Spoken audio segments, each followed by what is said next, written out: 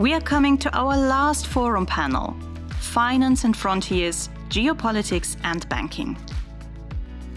The panel will discuss how worldwide fragmentation is shaping banking and supervision, and whether international coordination is a relic of the past.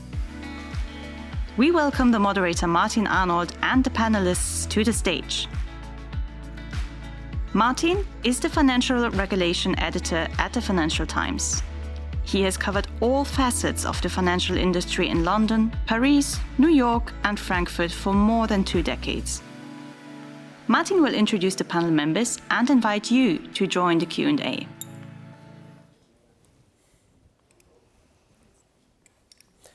Well, thank you very much. It's a pleasure to be here. As mentioned, and until just over a year ago, I was based here in Frankfurt as the FT's bureau chief covering the European Central Bank. So this is, in a way, a bit of a homecoming for me. I'm now back in London and covering financial regulation globally. So this conference has been super interesting for me and has really been fascinating. So I'd just like to thank you, Claudia, and your team for organising this and for inviting me to be a small part of it. We have the honour of being the last panel, so we have to go out on a high, throw our hats over the wall of the challenges that are approaching us. And Frank's speech was, quite sobering in terms of the many challenges that Europe faces to achieve progress. Let's start, Claudia, with you.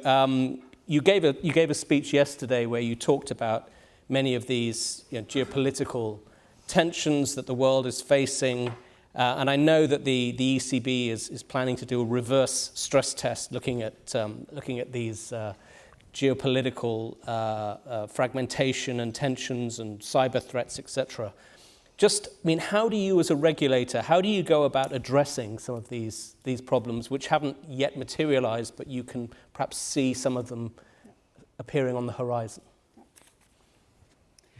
Thank you very much for the question. But before I answer it, let me say that all the praise goes to the team. So, as you said, this is really, they've done a lot of work to put interesting panels together. And I must say, I learned a lot myself. So thanks already now to everybody here.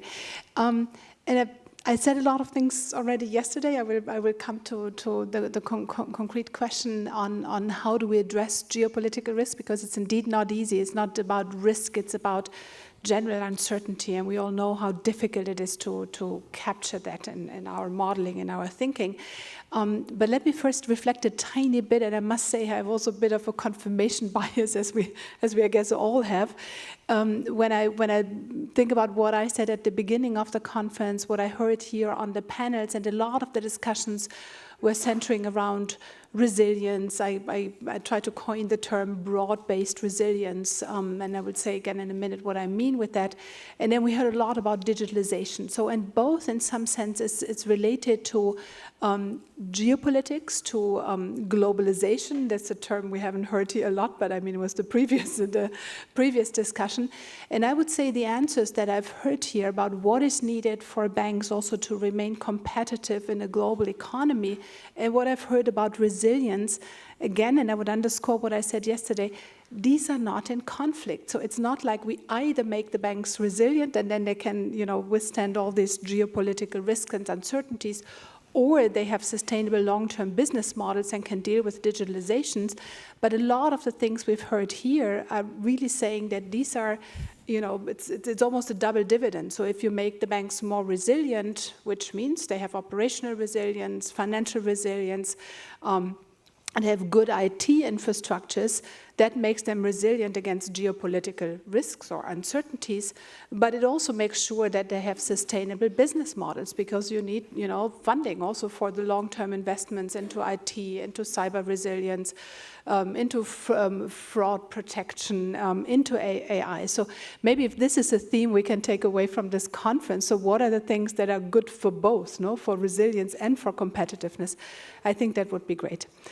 But you asked me something different. You asked what do we do specifically to to deal with geopolitical risk and uncertainty. And we put our heads together, the supervisory board, the colleagues, we brought all the knowledge together last year when we published a framework for addressing geopolitical risk, because what we stressed is it's really a new, or not so new, but new for the past, let's say, decade or decades for most European banks. What characterizes this risk? It's really a risk driver of the traditional risk categories. And then we said, what are the channels through which geopolitical risk can affect the banks, the trade channel, the financial market channel, the security channel. And now we're working with the banks very individually. So this is also what Frank just mentioned, that we're much more targeted now also in our risk assessments, because we can speak individually with the banks where they affected the most, and the exposure can be very, very different. So that's one response. So we have this framework, we can go to the individual banks. And then, of course, we do stress testing, because all this is about uncertainties, and we try to shed light into the unknown future. And we have different ways also how we do stress testing. So there was the EBA stress test this year, common scenario for all banks, gave us a lot of information where the sector stands. But of course, we know that the common scenario is never the right scenario for an individual bank. So this is why we do reverse stress testing next year. We're currently rolling it out, discussing it with industry. How can we best do it so that we all learn from it? We did the cyber resilience stress test 2 years ago, so that was also very important. So these are all ways to deal with this uncertainty that we're all facing, and that I think was also a common message from the panels here. Okay, thank you, Claudia. Daniel, if I could come to you as the banker on the panel. There's a feeling that, as Claudia said, that perhaps resilience and financial stability, there doesn't have to be a trade-off with competitiveness, and I think that's right. Everyone remembers the damage that was done by the 2008 great financial crisis, but still, is there a feeling in Wall Street and in the banking sector that perhaps the pendulum swung too far or after the crisis, and should it now be brought back to a certain extent in terms of the amount of regulation, restrictions, capital requirements that are on the banks? So thank you for having me. It was obvious that after the financial crisis, there was a need of stronger regulation across the industry, and that happens. And that happened, and that is being helpful, and create a financial services industry here in Europe or in the US and in many places around the world that is solid, is resilient, and we have tested many, many times in the last 15, 20 years, and it has really thrived and helped the economy. So, like everything, so sometimes you need to adjust a bit. And I think that this may be a good time where you want to see what portions of those regulations are keeping the industry safe, and at the same time, they put it in a position where the industry can contribute to economic growth and social progress. So there are some components of it here in Europe and in the US that is good to be reassessed. And I think that in this particular region, so Frank mentioned it before, in the last 20 years, so we lost a bit. The GDP of Europe and the United States were about the same in 2007 or so. So now the US is 10 trillion bigger. I was looking at a number the other day that there was some analysis being done, I think that it was MIT, and it looks at companies that started from scratch everywhere in the last 50 years, and now they're public companies that they are over $10 billion in market capitalization. The addition, when you add up all those companies in the US, the market cap is $30 trillion. Here in Europe, 450 billion. Mm-hmm. So some way or the other, something needs to be reassessed in this region to make the region competitive, because you have an amazing opportunity with 500 million people. So So I think that the issue of finding the right balance and finding a balance that creates a good balance between the regulated sector and the unregulated sector, because at the end, if you want to have a sector that in no scenario has ever a problem, most likely will be a very small regulated sector, and it will create the sense and the reality that the unregulated sector, as we are seeing today, in private credit and private equity and private markets, sort of growing at a pace that is sort of reducing the size of the regulated sector as a percentage of the totality. So I think that the pendulum may have swung a bit much, but I think that it's very refreshing to see that both Europe and the US, they are focusing, complying with international standards and simplifying to a point that regulation is effective, but it doesn't overwhelm the sector in a way that reduces the probability of that sector to contribute to the economy. Okay, I might come back to that. I mean, that 10 trillion figure is extremely striking, and I mean, I think if you look at the relative size of the banking sector in the US and the individual banks in the US compared to those here in Europe, the gulf has increased dramatically. I think the top 5 Eurozone banks would all fit inside JPMorgan quite easily. So maybe you know, more. maybe more.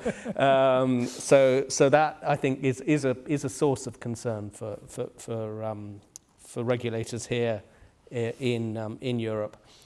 Erik, one of the things that, if I can come to you on this, you wear 2 hats, both as governor of Sweden's Riksbank, but also as chair of the Basel Committee on Banking Standards. If I could ask you, with your Basel chair hat on, how concerned are you about signs that these geopolitical tensions could lead to more fragmentation globally and less coordination, less cooperation, and perhaps reduce the level playing field that regulators have strived to achieve for the financial sector? So let's start with saying that Basel Committee and all these international organizations, sometimes when you read newspapers, it's like they are dead, they're falling apart. They're not. So we're still meeting. Everybody is in the room. All jurisdiction is showing up. Everyone is very engaged. So I think that's a good starting point. And when it comes to the banking standards, the key here is the Basel III implementation. So of course, where we've all been waiting for the US to be direct here, that's what's been the case. And also what we have said from the Basel Committee is that let's get Basel III implemented, and everyone, including the US, has been supporting that kind of position. And I'm not a US citizen, I'm not sitting in the Congress or in the Fed or whatever, but if you just read the newspapers, listen to people in Washington, listen to bankers, I think it's very obvious that it's actually happening. It's actually happening. So there will be some kind of proposal coming out from the US. So coming back to your question, we're talking about the risk of fragmentation. We're actually going to more consolidation in the sense that the largest jurisdiction for banks, or for that matter for the economy, US is actually, it seems, putting out a proposal. Of course, that should go out for consultations and then into some kind of standard regulation. That might take some time. So that's the positive side. I think where, not to be too bright on this, I think realistically, this is not about the organizations having hard time to find consensus. This is about different views in different important capitals of the world. And this is obvious for everyone. And as the Basel Committee is a consensus-based organization, that creates some friction, I think it's fair to say. Your life has got more difficult.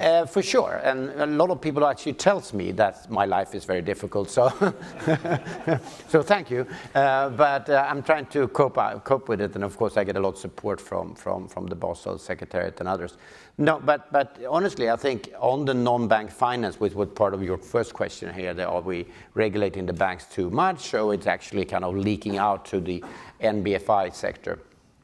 I think there needs to be an agenda on standards, also globally, I think, for that sector. And that sector is, fragmented in itself because it's insurance companies and hedge funds, very different animals, right? So, but okay, let's say that there is issues here in that sector. That need to be addressed, typically from the FSB level, I would say, but for sure there are also very strong interlinkages to the banking sector, which we have shown in reports, but many other organizations also have been writing about. So there is an element here of links to the banking sector, and it's very strong, much stronger growth in the non-bank finance sector than in the banking sector. So, and of course you could then take the position that, well, it's not so leveraged, maybe it's a totally different animal, we have not seen a crisis yet, so maybe we don't need to do anything. I think, if you read what the FSB is coming out with, there's for sure an agenda to do something, but I think also, we should be honest, that's a fairly difficult landscape because there are different views from different capitals, it's consensus-based, so it's not going to be fast-moving, but I think it's moving. Okay. Claudia, would you like to just comment on that and the risk of, or the difficulty in trying to maintain a level playing field when there are such different views, particularly on each side of the Atlantic? Yeah.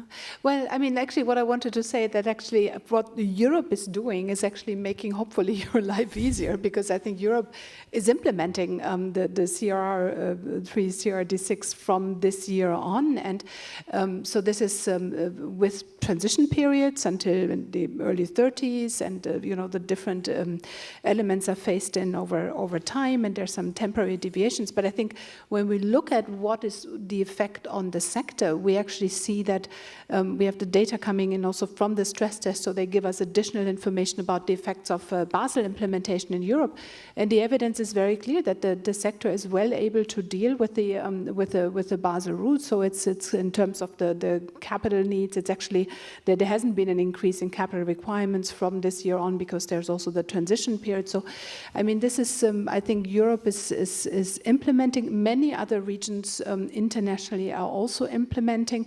I do think, but maybe it's for the private sector to say itself, I do think it's in the interest also of the big global US banks to have this common guardrails and a stable framework. And so I'm also, on that part, I'm really optimistic that we find a way, that the world finds, the Basel Committee finds a way in the different countries so that Basel is implemented.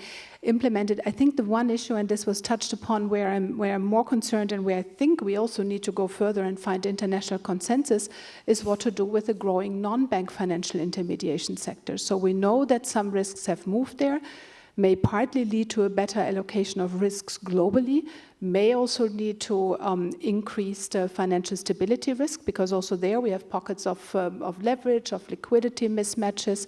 And I think there, first of all, we need better visibility, so we need better reporting from that sector, so that also for the risk management of the banks, by the way. So we did very good work with some of the banks we supervise, and they sometimes don't have sufficient visibility for their own risk management. So that's where we also need consensus, reporting, adequately addressing also through regulation risk to financial stability. So it's not that, Basel is a done deal, but I'm quite optimistic that we're getting there.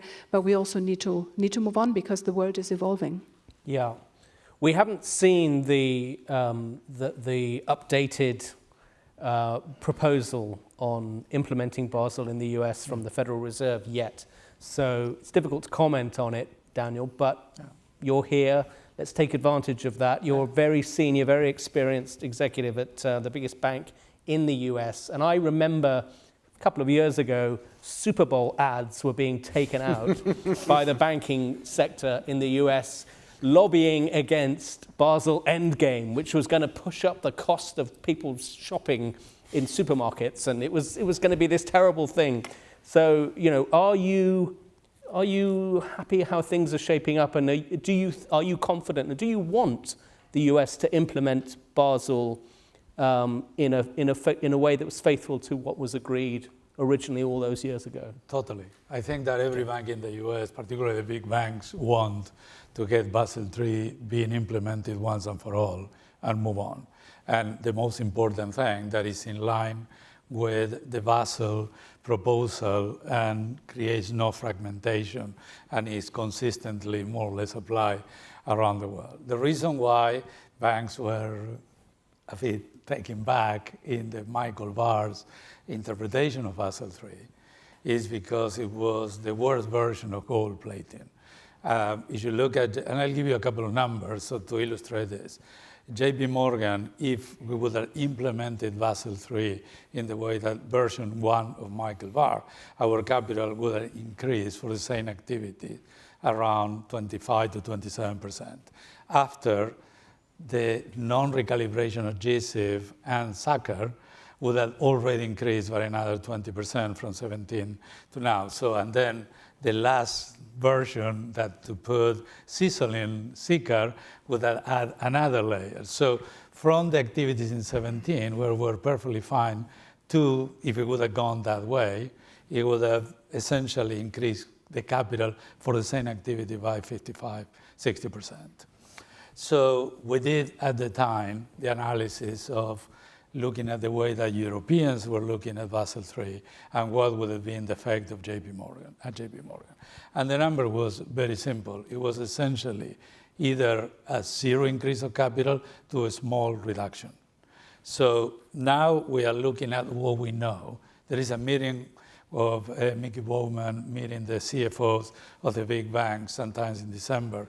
We will get more clarity. But what we are hearing is something that is quite aligned with interpretation of Europe, with some recalibration of GSIB, that more or less will keep the capital relatively flat to what it was.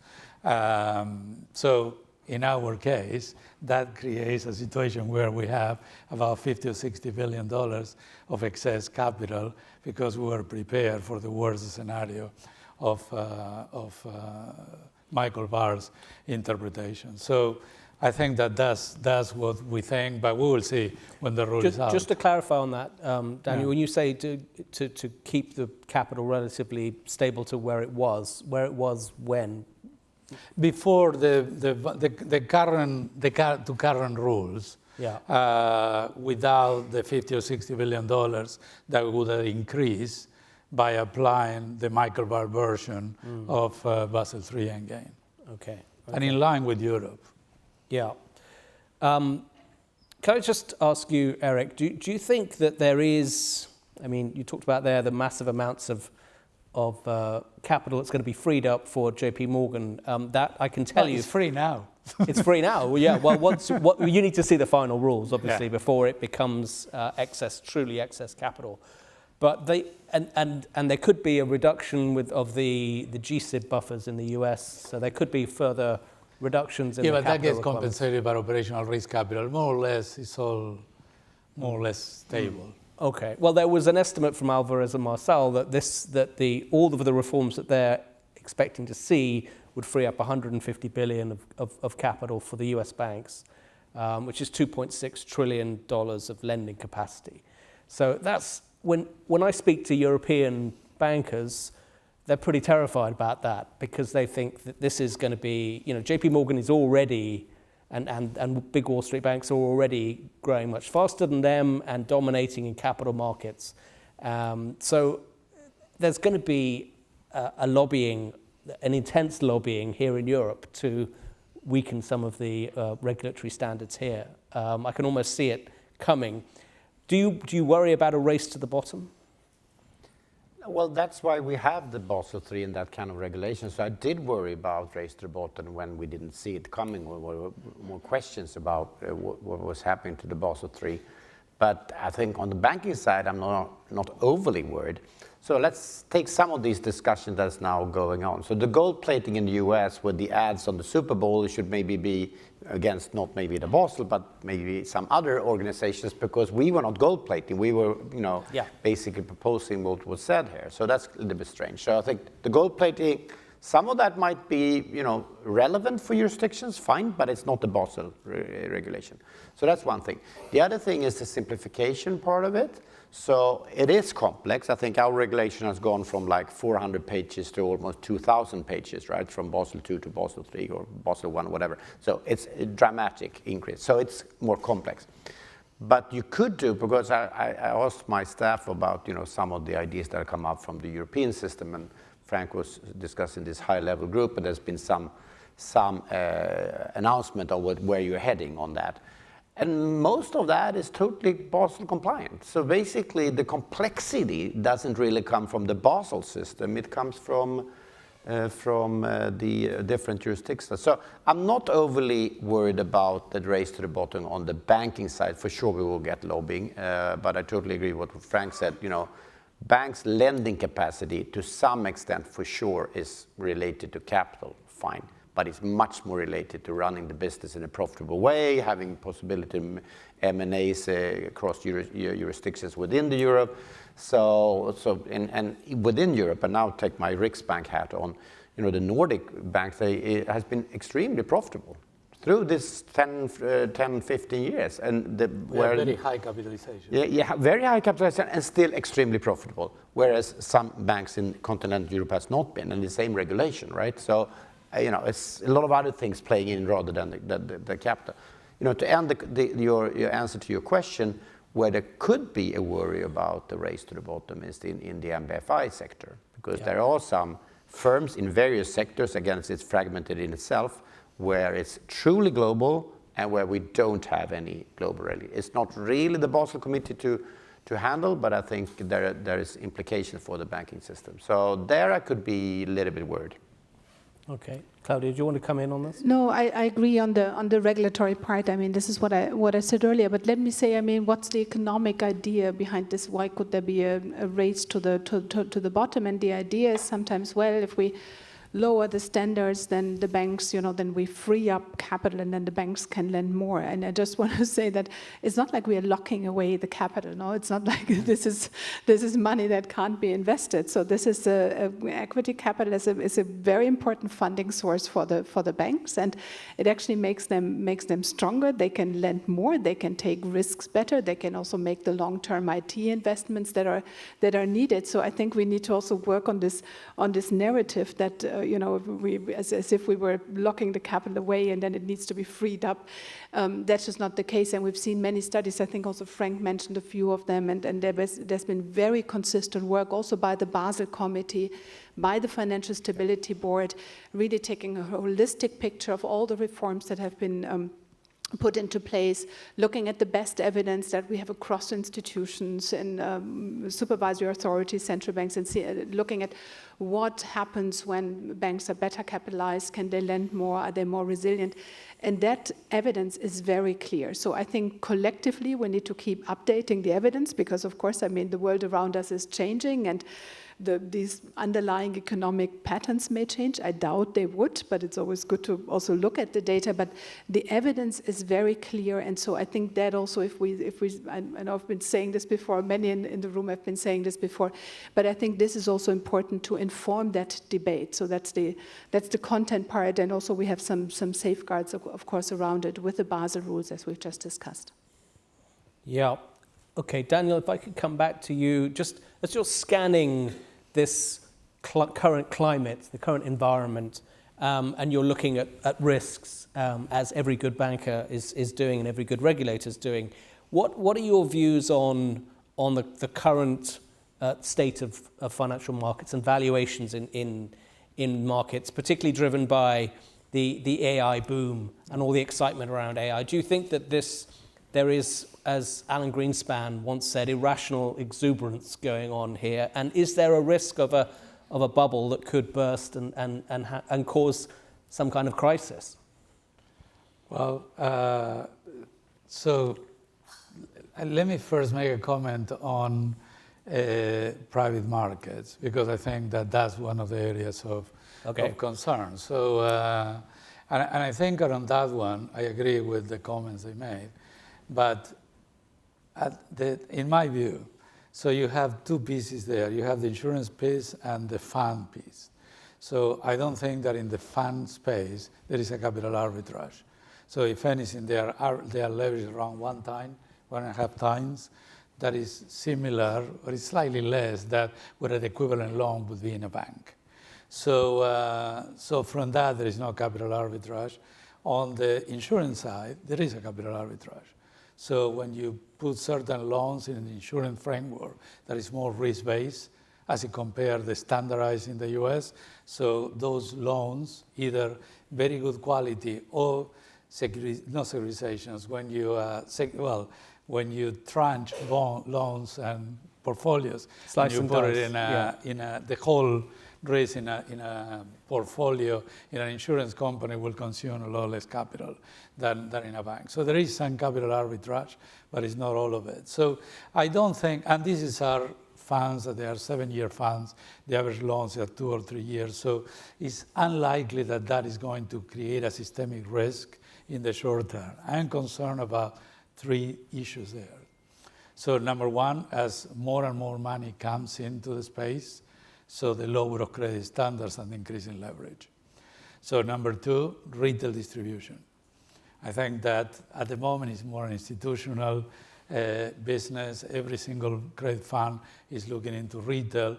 Retail people think that if you buy a fixed income asset, you will get your capital back and plus the interest, and may or may not be in this case. And third, so this industry hasn't been tried through a downturn cycle, because in the case when COVID happened, it was all subsidized by the government in the different countries in the world. So how they are going to, because these funds, the only relationship that they have with that borrower is the asset, and they are fiduciary to maximize returns. So how they're going to behave may be fine, may not. On other sectors, and you touch on AI, I think that what is a bit concerning to me is the pace of investment. And that pace of investment creates a capacity that someone has to use, so pay for those services. So is it possible that that investment could be matched with demand for services and equivalent in the relatively near term? In my view, is very, very unlikely. And then you see big valuations on that, and big valuations in terms of historical multiples pretty much in every other sector, everywhere in the world, particularly in the United States.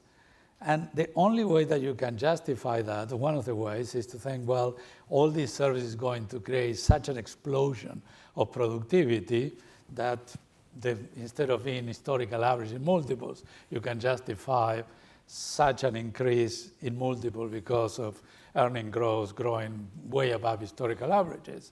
Is that going to happen or not? Is unlikely in my view. I think that it will be a correction, that it will affect both sides, the hyperscalers and all that they are going to probably realize less of the investment that we're making, and probably the more traditional sectors, they are going to find a bit slower amount of productivity, so therefore may not justify this sort of a very high valuation. So it may or may not happen. I think that the markets will continue to thrive if the economy doesn't go into a recession, and I don't think that this AI situation will play out in the very short term, but it's something that you want to keep an eye on. Yeah. Talking of keeping an eye on it, Claudia, does it seem incongruent to you, the level of valuations and the way that the market is pricing in, this great, bright, AI-driven future, and yet at the same time, all of the risks that we've been talking about, geopolitical risks and others that you worry about, and let's face it, not great stellar growth that we're seeing at the moment. So how do you deal with that, and how do you address that risk of perhaps a bubble? Okay. Well, first of all, let us all take note that, this great innovation that we've been talking about now for 1.5 days has happened in the current, global regulatory framework. So this is probably not a very scientific statement, but it says that maybe the framework is not all that wrong, but it still allowed, this innovation to happen. Do I know whether there's a bubble or not? If you can't really, pin it down. So, I'm not in the business of saying whether or not there are bubbles. I think this is the similar question we used to receive about the housing market. Is there a bubble or not? And I think we are not in the business of, saying yes or no. There's lots of uncertainties. There's certainly the issue of whether, and I think you've said it very nicely, whether all this investment into capacity, into AI, new technologies, whether it then reaches actually the improvements in productivity that are also needed in the real economy. And I think for that, more is needed, and this is also, as my reading of the Draghi report, for example, that Europe clearly needs the single market, so that also these investments can be scaled up, and that the benefits of the single market can be reaped. I think it also needs more equity finance, so also risk capital. So apparently this investment happened because there's deep pockets also of the firms that are investing into this. But in order to be rolled out to the real economy, I think that's also what is needed there. So I think there's also complementary policies that need to be put into place so that this is all being effective, including also labor market policies, because there's a lot of adjustment that probably also has to happen on the labor market, and the question is whether that can happen without creating frictions. So all these are things which are not for the supervisor to decide, but for the policymakers. So what about your focus on the banks? What do we do? Yeah. Well, I mean, this is, so in the end, we don't know. We don't know whether there's a bubble. We don't know whether there's whether the right policies are forthcoming. So there's signs that there's overvaluations in these markets. That's what the analysts are telling us. And again, it all comes down to making sure that the sector is sufficiently resilient. So against, potential changes in market valuations, which can ripple through the system. So this is why we're so concerned about, keeping the resilience in the system that we have. And then very practically for the individual banks to make sure that they have sound AI strategies that create sufficient operational resilience and all that. So this is clearly our agenda. So resilience along all these dimensions and making sure the banks can safely navigate this. So let's be clear, bubbles in general are driven by massive excess of leverage in anything. So I don't think that this is the case at all. This is a case of creating a capacity that it may take a while to be absorbed. Well, the dot-com bubble wasn't driven by leverage, was it? It was driven by exuberance about the internet. We must admit there's also uncertainty where are really the linkages in the financial system. So this is the point I made earlier. So we can all keep our fingers crossed that there's not pockets of vulnerabilities that can spill over, but we just have limited visibility. So could I just add, so what, I don't know, nothing to add on, what you're saying here, but if you have this risk on kind of markets that we have now, I think there might be, surprises that we don't like in, private credit, in, different corporates. So there might be accidents. I think that's clear. I think the big question for me and Claudia, maybe for you as well, is this systemic? And I guess you don't know, but I think there is some convincing argument that it might not be. But I think we need to look into it. I think the difference with this kind of maybe overvaluation risk on, there might be something. It's very, very hard for a supervisor. I've taken on my own old hat because I used to be a supervisor. It's very, very hard to go to the bank. So what do you think about the overvaluation? What should you do about that? No, the only answer then is what we're talking about. That's capital and liquidity. Because if you have not enough capital, you can handle a cyber crisis, you can handle a bubble in the AI sector, right? So I think capital is the answer. If we have more specific overvaluation risk, as we had in my country with the CRE, the commercial property market, then you could of course specifically ask the banks on their exposure, and of course we did. But I guess it's a little bit hard now. Maybe you could ask for some of these AI companies and the exposure there. But I think the answer is resilience and capital, and the risk might come and might explode somewhere, but we still have the resilience. Can I just stay with you, Erik? I'd love to hear your views on we talked about private credit, and I think it's often referred to non-bank financial intermediaries, because that includes insurance companies, pension funds, etc. And it seems to me like there's a very different approach in the US than there is in Europe on this question of how to address the fast growth in this and perhaps some of the risks that are emerging in this area. The US seems to be taking the view that what's caused this is the pendulum swinging too far in the banking sector, over-regulation of the banking sector. That's driven this activity into private credit. So we need to bring down the level of requirements on the banks, and some of it will flow back into the banks.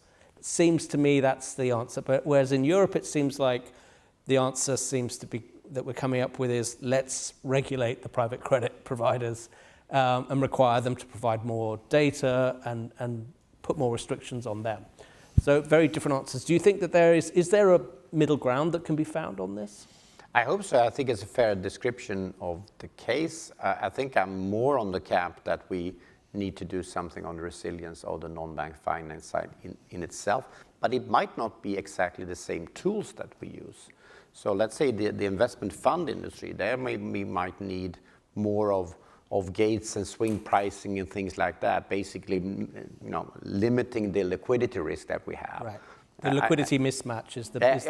It's underlying liquidity mismatch, and if you then have a day-to-day liquidity, then of course you expose it to risk, and we saw that actually also back in Sweden during the COVID crisis.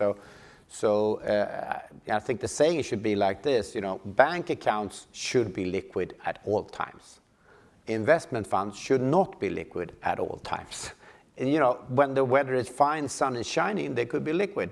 When it's raining, they should not be liquid. And to convince both retailers and institutional money that that's the case, and also have some regulatory, and there is regulation coming on in this case. And I think that some of these private credit companies, they're typically locked in money, right? So you don't have that liquidity. But if you would add retailers to this, there might be risk that you get some liquidity risk also in this construction. So I think I would be in the camp, more the European camp than the US camp, but let's see where we end up in the regulatory world.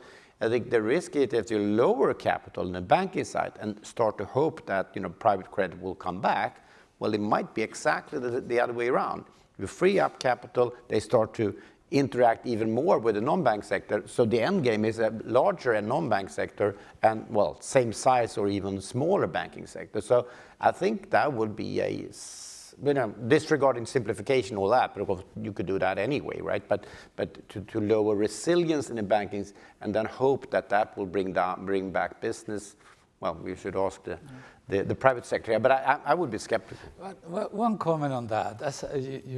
I said that for the funds, not the insurance side, there is not a capital arbitrage. There is not a disadvantage for banks to be lending into that space. What these funds found, it was to give access to that asset class to a bunch of investors that the banks were not giving access to. We banks, we take deposits and we lend the money. So I don't think that there is a competitive capital disadvantage, at least in the US, on that piece. There is a bit on the piece that goes into the insurance side. And some of those funds are buying loans off of the banks in order to sell them onto these. And at the end, this market will end up something similar what happens with the syndicated markets, because it's not a fund that's a loan and keeps all of it. They sell parts of it, and we do the same in the syndicated, and look at the flow. It sort of rotates between one place to the other. It was a huge amount of direct lending being done that then was refinanced in the syndicated space. So the two markets are kind of connecting quite well. And at the moment, I don't think that is systemic, but if they keep growing and putting more leverage and retail distribution and all that, so then it may be more systemic at the time. Well, there's also linkages between all these sectors, so this is why I'm saying we just need to understand more. But I mean, just a fundamental question, this is in line with what Erik said, it's not that we want all the risks of the world to be in the banking sector, because I mean, there's different institutions that have different balance sheets, insurances have much more long-term liabilities. So I mean, this can also be a healthy allocation of risk in the system if other parts of the system are growing, but just we need to make sure that we understand where the risks are. So this is why I would, in some of these areas, start with reporting, understanding better. We had the same issue with crypto. No, when crypto started, we had no idea. It was private providers of information, often very unreliable information sources. So we also need to understand what this, where the risks are, what it looks like, and then also have regulation that addresses very specifically the systemic risk issues in sectors, and they can be very different, like Erik said. And I think Europe is actually having there's a lot of good proposals on the table. So the Commission also has this review of the non-bank financial intermediation sector. So I think that for me would be the way to go. Okay, I have plenty more questions, but I want, this is a great panel, and it's not often that we get such a high-level panel and opportunity to ask questions. So I want to, in the few minutes that we have left, I think about 15 minutes, I want to open up to questions. I think there might be a few. If you could raise your hand if you would like to ask a question. There are microphones, I think, at the back. Anybody? Otherwise, I will carry on quite happily with many more questions that I have. Anybody? No? There's a question here in the... No, the topic was, the impact of... Could you introduce yourself? Marko Pahor, Banka Slovenia. Oh. Yeah. So the topic was the influence of geopolitics on banks, and it was touched and a lot, and talking about the reverse stress testing. Now, the reverse. Do banks still have an influence on the geopolitics? Because we know big techs have, right? So do banks still have it? And if we as regulators sense that they do have it, should we do something about it? Wow. I think that's... About my pay grade. I think that's a question for Daniel, isn't it? Yeah, how influential... I honestly don't think that banks have an influence. We may have an opinion, but I don't think that we have an influence in geopolitics. Our job is to navigate prudently our companies in that environment, and clearly the environment is a bit more challenging than it was in the past, because everything in that front is changing. And then there are things that you know and you can deal with, like, for example, as an American bank with a big presence in China. So we do stress test our presence quite substantially. We have an amount of exposure. We have changed the liquidity of that exposure. So we have a size that we think that if something goes really wrong, it's not going to jeopardize the whole company. We do the whole analysis on the interconnection of us with every client and counterparty that could be more exposed to China than we are. And we do the same in the Middle East and other places. When you look at history, obviously geopolitical risk at the time is quite elevated. The geopolitical risk hasn't created a lot of market turbulence, so except with the oil embargo in the 70s. So normally, and even this time, with all the noise, the S&P still at the all-time high. So, but it's something that you want to really keep a serious eye on, because it's something that is evolving, and if worse comes to worse, you don't want to put your company at jeopardy if something goes wrong. Claudia, do you want to respond to that? So this is, of course, this is the short-term impact, and I think there we all agree. So given all the discussions we've had over the past years about geopolitical risk and what we've seen in the markets and effects on the banks, this has been very benign. But of course, it doesn't tell us anything about the medium to long-term. And colleagues here in the House have done interesting work on how this trade uncertainty could affect the banks in a more negative way. But just to on that question, so the reverse stress test, just for everybody here in the room, does not mean first we look at how geopolitical risk is affecting the banks and then we do it the other way around. Yeah. But it's rather about asking what specific geopolitical risk scenario could be detrimental for an individual bank. So because what we've done so far is just a one-size-fits-all scenario basically for all, and of course that gives us a lot of information, but not that targeted information that then also allows a good supervisory dialogue with the bank what to do about it. So maybe something to add here. So I think that the financial markets in general, including the bankers, is, if anything, is kind of dampening some of the geopolitical risk, because we have this kind of bond market vigilance and all that, right? So, and you tell me, but I think some of the proposals that came out for the White House were changed when they saw the reactions from the financial markets, and I guess including the banking sector. And you could think of the Russia case, which is very kind of topical, sadly. So would that actually happen if Russia would have been a really strong player or a large player in the financial markets and in the global economy in general? Would they actually invade the country with all the kind of things that happened to them? I doubt it, but they were not that interconnected. They didn't have that large financial sector, so they could actually afford being isolated. Of course, there's a lot of other reasons as well, right? They're dictatorship and all that. But maybe that makes more sound policies for larger economy that are strongly interconnected, including the banking system. Philosophical question answer, but I think there might be something in it. Okay, we have another question. Adam, microphone's coming. Thank you. Adam Farkas from AFME. How does geopolitics or the current environment impacting supervisory cooperation? We have heard about the regulatory space, the Basel standards, the implementation of that, but for internationally active banks, supervisory cooperation is equally important and key. So I would like to hear your views from the Basel Committee, from a major supervisor, and also for a globally very active bank. Okay, do you want to start, Claudia, and each of you? Well, I mean, like Erik said already. So one aspect is, of course, the international fora where we all interact, cooperate. So I think this is going, I would say, business as usual with the discussions, of course, we have in terms of substance. But then I think this is also what international fora are for, so that we come to the table, we have maybe different views to start with, and then we need to find common solutions. Exactly the same for our cooperation with the colleagues globally in all jurisdictions. So we keep up very good relations, and it's very clear to us that this is absolutely needed.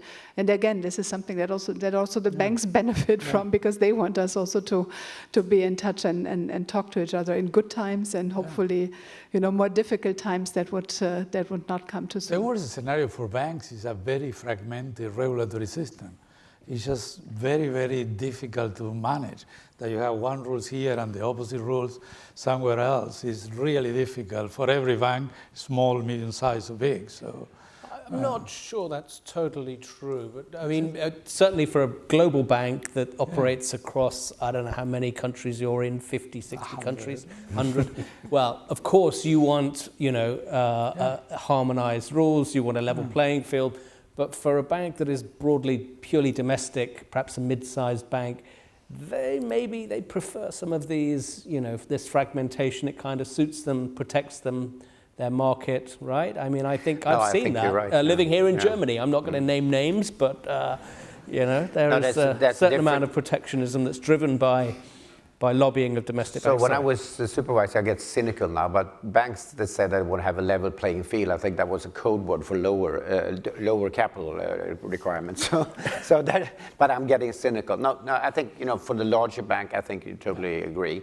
But there's a lot of banks that are small or semi-small or regional that might be more prone to have like more regional regulation. But to your question, I think on the Basel Committee, I think it's kind of easier to agree and to move forward on the supervisory recommendations and things like that. We do guidelines than de facto standards, right? Because that's kind of has always been harder, I guess. But also, I think the geopolitics makes it a little bit more difficult. So I'm not saying it's easy, but if you grade the two of them, I think it's a little bit easier when it comes to supervision, because that's kind of less political in a sense, I think, in different jurisdictions. Okay, there's a question right at the back over there. Thank you. Hi, thank you for taking my question. Would like to ask for the view of all you three. It's a very simple question. Just whether the Basel rules should apply to all banks or just to some banks. Thank you. Yeah, that's a good question, because there's a very different approach in Europe than there is in the US. In the US, the Basel rules, I think, only apply to the very biggest banks, whereas in Europe, they apply to all the banks, even the smallest ones. So, yeah. Why is that? I could take just the, Yeah. the fact of what the rule says is that's internationally active banks. And then I leave the word to my colleagues. Because the implementation, of course, is very different in the US and Europe, for example. Because there was a lot of talk in Frank's speech about proportionality. Wouldn't it be more proportionate to say only banks above, I don't know, 100 billion of assets should have to comply fully with Basel, and you could have a reduced regime for smaller ones?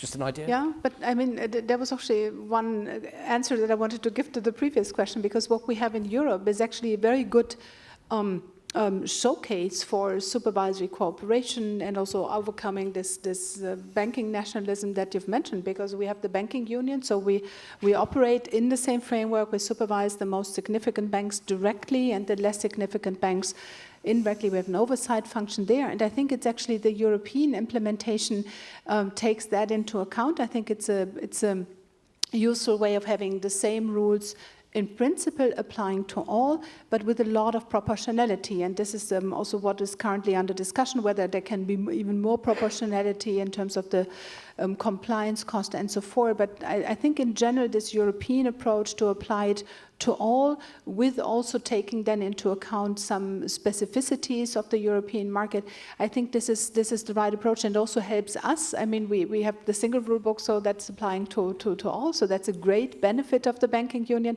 But as been said also before, we're still operating with a lot of differences in national rules that are very relevant for the banks. So we can deal with this. We have very good experts who know all this, but it's also a very practical concern for many banks that want to go cross-border. So again, this is not about the banking rules, but it's many other rules that are not harmonized across Europe that are very important for banks, and that may also impede the scaling up of activities and pan-European business models. So my answer to your question would be to stick to the general philosophy, let me say, of Europe, but then see whether more proportionality, more targeted regulation and supervision can be possible. So in the US, I think that, so even if Basel III may or may not apply to the smaller banks, I think that those smaller banks needs to be properly regulated and be safe and sound,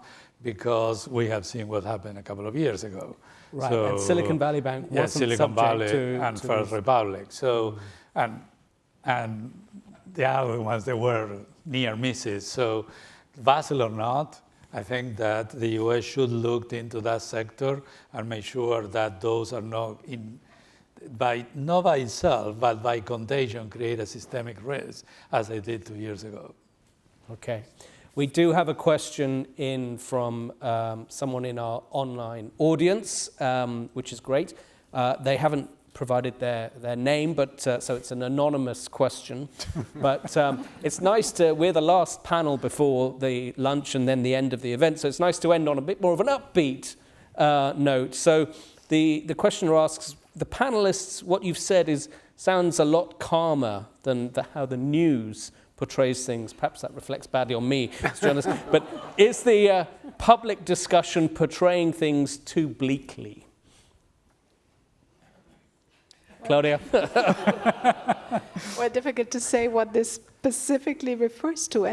But I think, what we've all said, we are concerned about also complacency and about, things, the short term, looks good, the numbers are good and all that, but we don't know what the future holds in store. I think this is a big message also from this conference. Yes, many opportunities if they're managed well by the banks, by policymakers, by us, but there's lots of issues to be concerned about, and we just need to manage that. And that's, I think, the key message here.